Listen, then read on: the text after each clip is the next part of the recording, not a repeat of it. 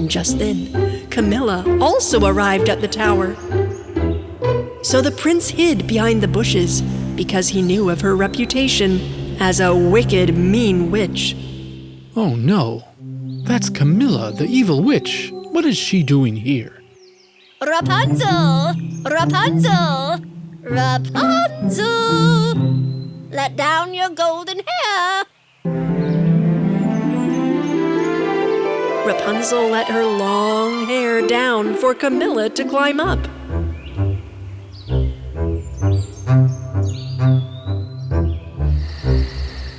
The next day, the prince returned to the tower, but when he arrived, he tried to imitate the witch's voice and called up to the tower. Rapunzel, Rapunzel, let down your golden hair. Rapunzel thought the voice sounded odd, but let her hair down anyway. Prince Rob quickly climbed up the hair, curious to find the voice that had sung so beautifully. Oh, what a hairy climb. Rapunzel was frightened when she saw him. Who are you? How did you get here? I'm Prince Rob.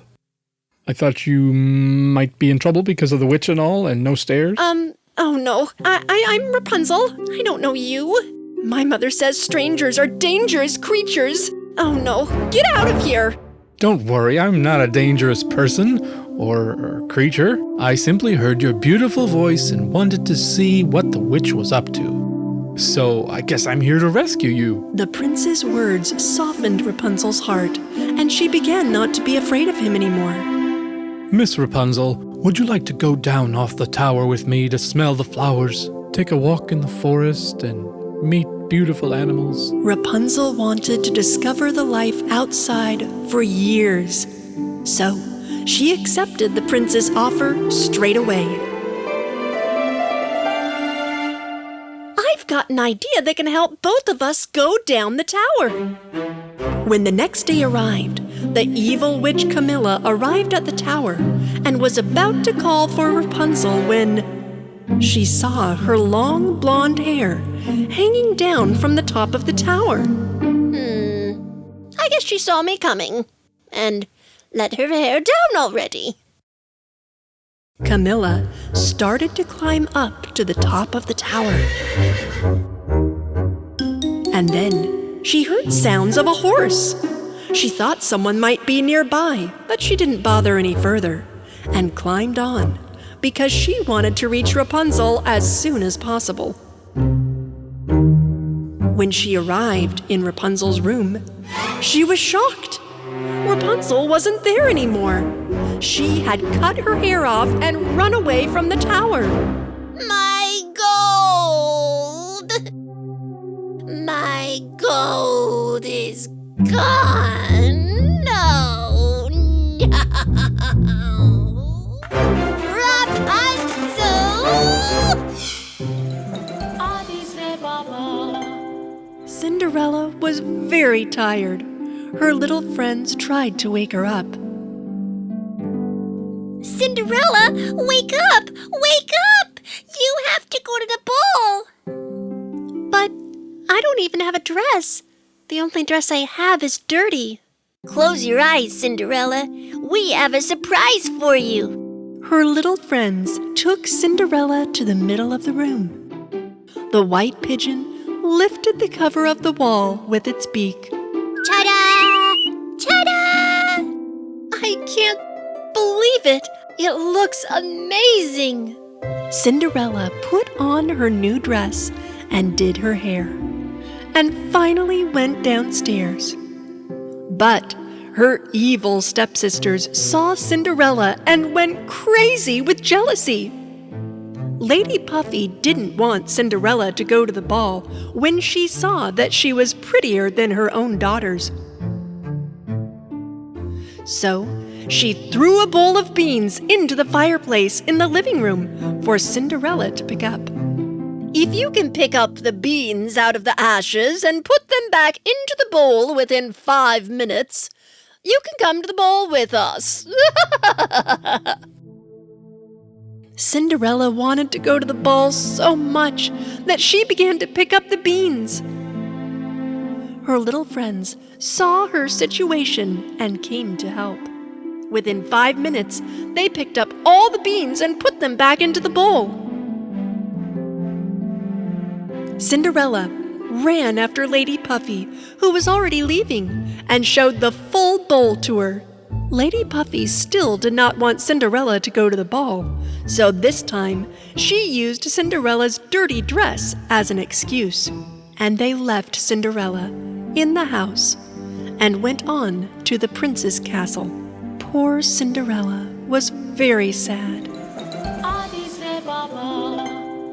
Sunshine grew up to be a very beautiful young girl with her guardian fairies. Finally, the day arrived. It was the 16th birthday of Princess Sunshine. It was only until the sunset before Black Fairy's curse was going to unfold. The king and the queen did everything they could to prevent the curse from happening, but they were still worried that it would happen anyway. They locked up the beautiful princess in a room in order to protect her. But having no idea what was going on, Sunshine was not pleased with being locked up. Suddenly, a door appeared in the wall.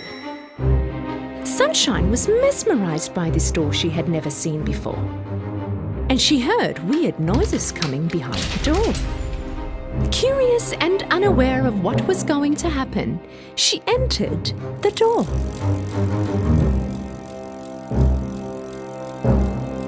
In the room she entered, there was a woman sewing with her back turned to the door. And Sunshine walked spellbound towards the sewing machine. Just as the sun was setting, the Black Fairy's curse unfolded and Sunshine reached out to the needle.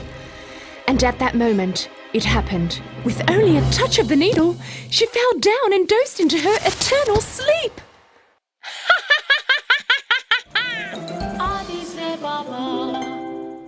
Aria was a little frightened, but wanted to see the prince, so she went in to ask the witch for help.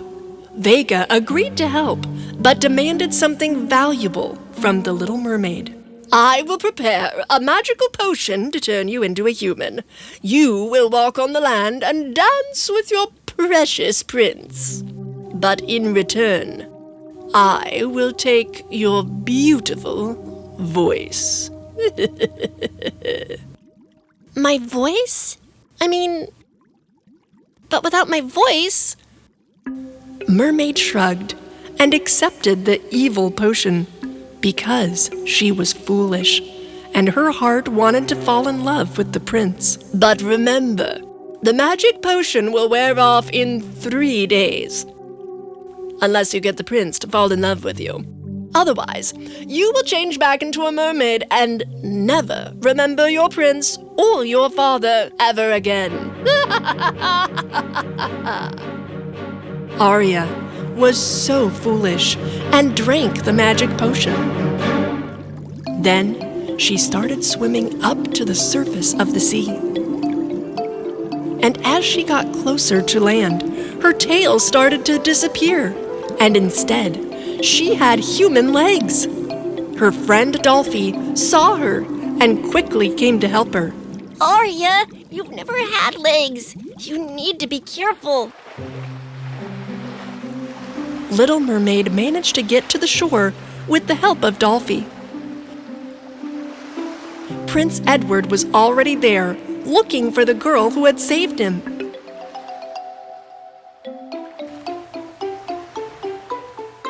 You seem familiar. Have we met each other before? Aria did not have a voice, so she just nodded and gave the flute back to the prince. Yes, we have met. You must be the girl who saved me from drowning. And that voice I heard while I was playing the flute on the deck, what is your name? Aria tried to explain what happened to her. Oh, you cannot talk? But she could not speak. So the prince decided that she must be a different girl, since the girl he remembered had a beautiful voice. Still, he wanted to help this desperate girl and took her to his palace.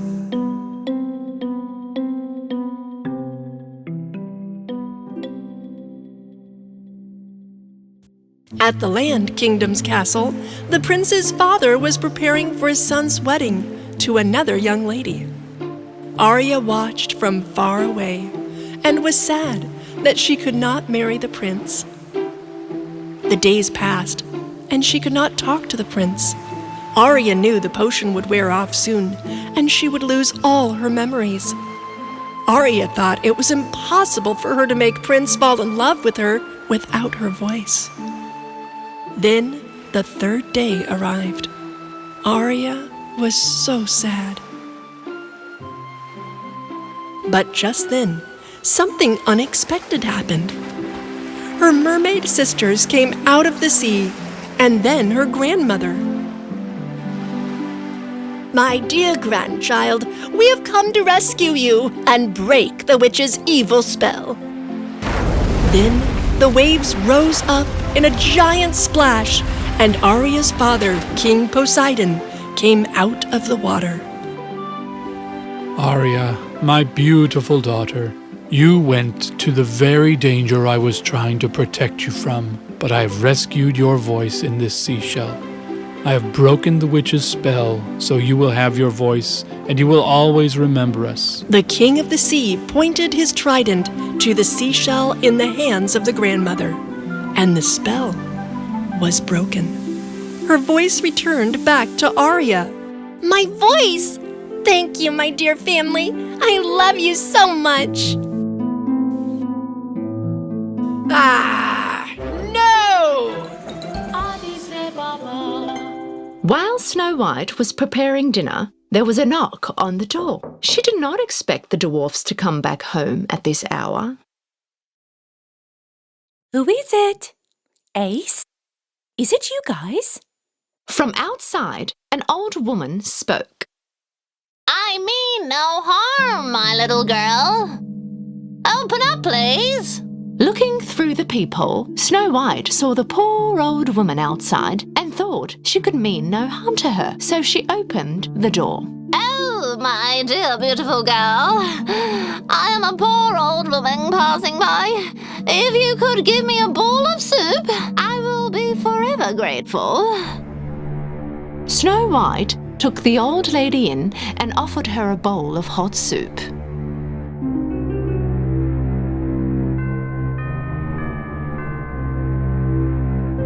Thank you, my dear. I have no money, but I have the most delicious and brightest red apple for you. Even one bite will taste like heaven. Snow White curiously took a bite from the apple. And as soon as she did, she fainted and fell down on the floor. The old lady was no other than the disguised evil queen. And the apple was far from heaven, but full of poison. Even one bite was enough to put Snow White to a sleep, from which she could never be able to wake up.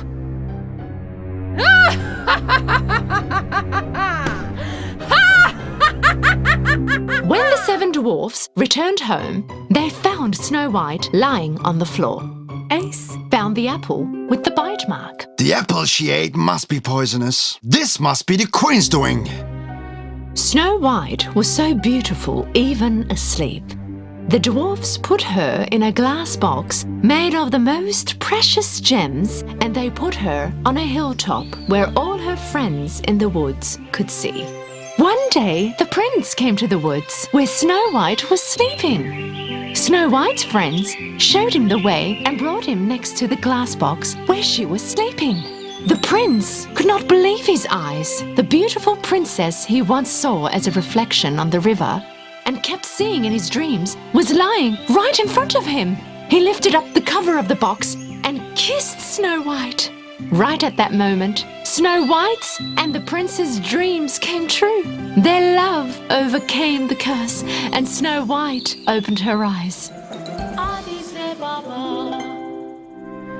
Beast was visiting Beauty every night at dinner, and he treated her very kind.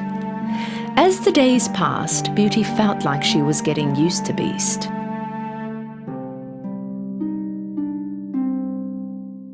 wish he wasn't that ugly. Couple months passed. Beauty was no longer scared of Beast. She even started to like him. But one day, she saw in the mirror that her father was ill. She raced next to Beast and asked him to let her go home, because she wanted to take care of her sick father. Of course you can go, but if you don't come back, I might die from sadness. I will come back after a week, I promise. Beast gave Beauty a ring. When she would put this ring on her nightstand and fall asleep, she would wake up back in the castle. The next morning, she woke up in her own bed in her father's house. She ran to her father at once. When her father saw her, he was so happy that he felt better. In the afternoon, Beauty's sisters, who recently had gotten married, came to visit their father.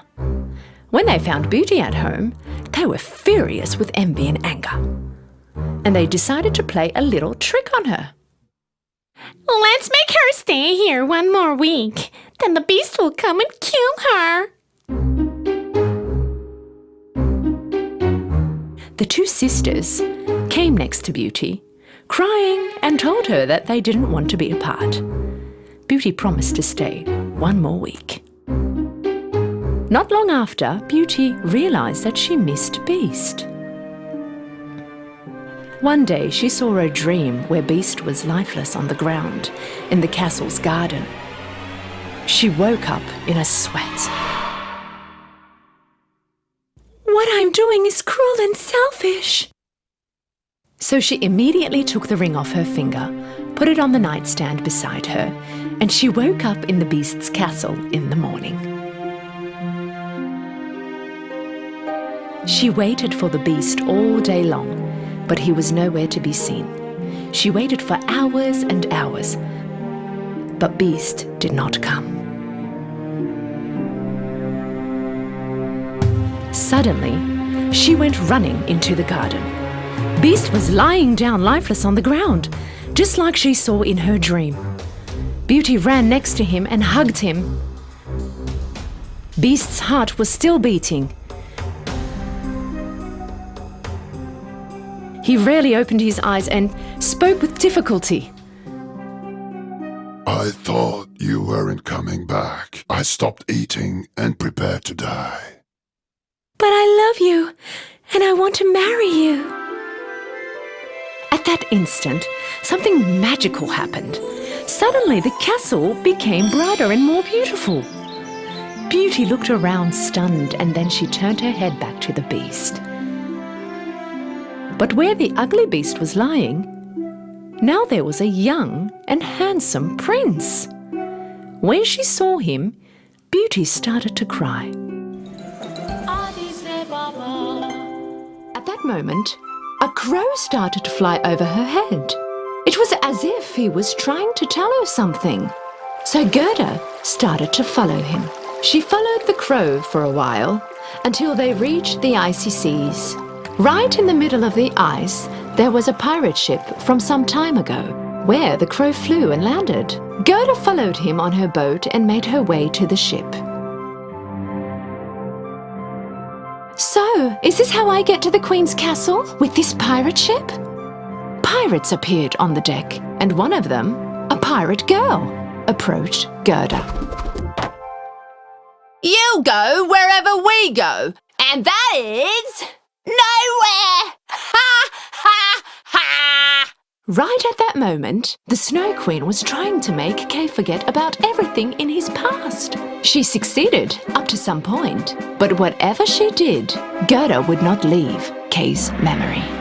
Gerda! Oh, Gerda! Soon your heart will turn into ice and you will not remember a thing. Finding out about her friend Kay being held captive in Snow Queen's castle, the pirate girl told Gerda to better forget about him, because there was no way to get him out of there. I won't forget. He's my best friend. I have to find him, replied Gerda. The pirate girl could not really understand Gerda's persistence. Actually, she wanted her to stay there and become her friend. But Gerda was determined to find Kay.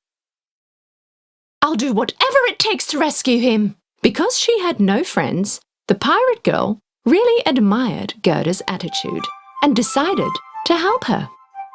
The next day, at sunrise, the pirate girl brought Gerda a reindeer. This was the fastest reindeer in the whole Snow Kingdom, and she was going to show Gerda the way. Promise me that you will get that icy witch. You will also save our ship. "I promise I'll return your favour," answered Gerda. Riding the reindeer, Gerda was on her way. First, she had to find out how she could defeat the Snow Queen. The reindeer was going to show her how. After a long journey, they had reached the North Pole. An old wise man welcomed them. So, you finally brought the mirror, huh? Gerda could not understand how the wise man knew about her mirror, but nevertheless, she knew she came to the right place. So she took out her mirror and showed it to the man.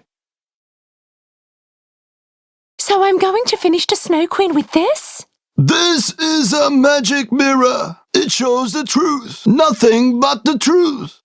Even if it is hidden deep inside. Because nothing was stronger than true love, the real strength in all of us was love. Gerda found out who the Snow Queen was, thanks to the wise man. If she could reveal the truth, she could beat her. Because actually, in the past, the Snow Queen was a good girl, full of love. Wherever she touched, flowers blossomed and her smiling eyes shined brighter than the sun. She was a unique and happy girl named Lilla, but everyone thought she was a little witch and did not play with or even talk to her. Left all alone, Lilla wasn't a happy girl anymore. She started to hate everything and everyone around her. Until one day, she made a wish. Everyone mean to me shall turn to ice. And then she built a castle made out of snow and lived in it, far away from anyone, all alone and without love or joy. Gerda arrived at the Snow Queen's castle and entered inside. She saw Kay in one of the corners, making an ice sculpture. You're here! I found you! Kay! It's me, Gerda! Don't you remember me? Kay looked at Gerda, but he did not recognize her. Ha! Ha! His heart, like everything else here, has turned into ice. Gerda did not pay any attention to what the Snow Queen was saying. Let him go. He belongs to me now. I will turn you into ice as well. No, you won't make it. Kay, I love you. Kay slowly started to remember. Gerda? Yes, I remember now. Furious, the Snow Queen shook her wand as fast as light, and out came the curse of ice. Right at that moment, Gerda took out her mirror and held it against the curse. Hitting the mirror, the curse disappeared. And the moment had come. The Snow Queen looked at Gerda's mirror, only to see that it wasn't her reflection she saw on the mirror. It was the face of a little girl, the face of Lilla.